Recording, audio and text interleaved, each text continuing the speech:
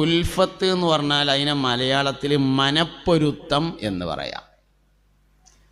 നമ്മുടെ ജീവിതത്തിൽ നമുക്ക് ഒരുപാട് ഉസ്താദന്മാർ, മാഷന്മാർ, ടീച്ചർമാരൊക്കെ ഉണ്ടായിട്ടുണ്ടാവും. പക്ഷെ ചില ആൾക്കാരെ നമുക്ക് ഓർമ്മ ഉണ്ടാവും. അത് അവരുമായി ഉൽഫത്തുള്ളത് കൊണ്ടാണ്. ഉൽഫത്തുള്ള ആൾക്കാരെയാണ് ഓർക്കുക, ഉൽഫത്തില്ലാത്തവരെ ഓർക്കാൻ പറ്റില്ല എന്നുള്ളതാണ്. അധികവും മുതിർന്ന ക്ലാസ്സിലെ ഗുരുനാഥന്മാരെയാണ് ഓർക്കുക. 1ാം ക്ലാസ്സിലെ ഇബ്രാഹിമല്ലാക്കാനെ മിക്കവാറും മറന്നിട്ടുണ്ടാവും. പിന്നെ ഉമ്മാട് ചോദിക്കേണ്ടി വരും, ആരെയായിരുന്നു ഇന്നെ ഒന്ന് ചേർത്തപ്പോൾ അതിലുണ്ടായിരുന്നത്. മുതിർന്ന ക്ലാസ്സിലെ ഉസ്താദന്മാരെയാണ് കൂടുതൽ ഓർക്കുക. അതിന് വേറൊരു കാരണം കൂടിയുണ്ട്.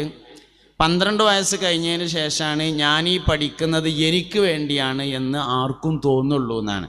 അതിൻ്റെ ശേഷം മുതിർന്ന ക്ലാസ്സുകളായിരിക്കും ഉണ്ടാവുക എന്നുള്ളതാണ് അതിൻ്റെ ഒരു കാരണം. ചില നാടുകളിലൊക്കെ പെൺകുട്ടികളെ കല്യാണത്തിന് ഉസ്താദന്മാർക്ക് തുണിയും കുപ്പായം ഉണ്ടാവും. അപ്പോൾ 1ലെ ഉസ്താദിനല്ല കിട്ടുക, അത് 8ൻ്റെ മേലേക്കുള്ള ഉസ്താദന്മാർക്കാണ് കിട്ടുക. കാരണം അതാണ് മനസ്സിൽ ഓർക്കുന്നത് എന്നുള്ളത്.